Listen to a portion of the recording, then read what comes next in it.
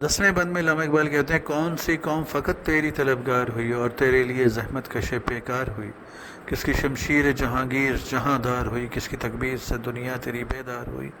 किसकी हैबत से सनम सहमे हुए रहते थे, मुँह के बल गिर के वल्लाहु अहद कहते थे। ऐसी कौन सी कौम है जिसने सिर्फ तुझे चाहा, जिसने सिर्फ जो तेरी तलबगार हुई, जो सिर्फ तुझसे मदद मांगती थी और तेरे लिए ज़हमत कशे बेकार हुई और तेरे लिए उसने जंग की ज़हमत को उठाया।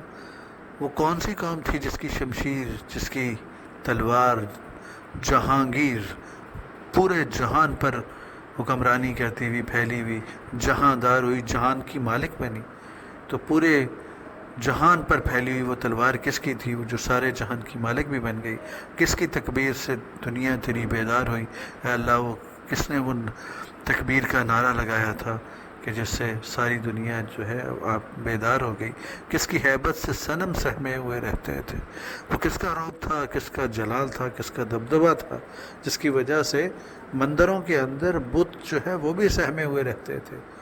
मुँह के बल गिर के वल्लाहु अहद कहते थे, और जब मुँह के बल गिरते थे कभी तो उनसे वल्लाहु अहद, अल्लाह एक है की सदा रहती थी। यानी जब बुत गिरते हैं तो दरअसल टूटते हैं तो दरअसल ऑटोमेटिकली एक सदा आती है कि अल्लाह एक ही है और ये इस लायक नहीं था ये बुत कि उसकी इबादत की जाए।